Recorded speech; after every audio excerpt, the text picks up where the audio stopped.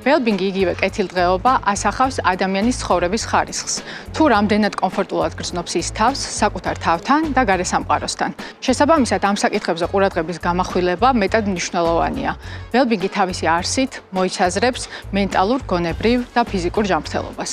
კატერინა ბაბუნაშვილი, კოუჩი, ხოლმე კატერინა. Well-being-ი, რომელიც დღევანდელ დღეს ძალიან ბევრი ადამიანის ინტერესის სფეროს წარმოადგენს.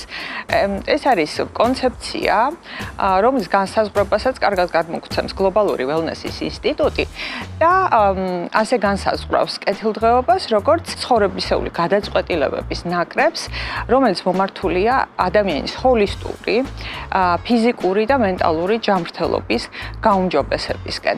ეს კი მიიღწევა ადამიანის შინაგანი პოტენციალის აღმოჩენის გზით. მიხარია რომ ვარ იმ კომპანიის თანამშრომელი, რომელიც ზრუნავს გარდა ფიზიკური ასევე მენტალური ჯანმრთელობის კუთხით თანამშრომლებზე, რადგან ვთვლი რომ ფსიქიკური ჯანმრთელობის კუთხით ცნობიერების ამაღლება თანამშრომლებს დაგვეხმარება როგორც კარიერულ, ისე პიროვნულ ზრდაში.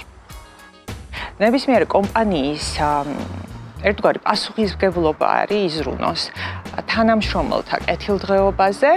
ვფიქრობ, ზრუნავდე საკუთარ კეთილდღეობაზე, ეს არ არის ეგოიზმი. ეს პირველ რიგში ნიშნავს ზრუნავდე და გქონდეს მეტი ენერგია საყვარელი ადამიანებისთვის, ისევე როგორც საქმისთვის, ასევე პირადი და პროფესიული მიზნებისთვის და ზოგადად აჯანსაღებდე შენს ირგვლივ გარემოს. როგორც ხედავთ, კეთილდღეობის well-being-ის ცნება საკმაოდ პროაქტიურია და ის გადაწყვეტილებათა და ქმედებების ერთგვარ ნაკრებს მოიცავს. ამიტომაც ეს ყველაფერი იწყება ცნობიერების ამაღლებით.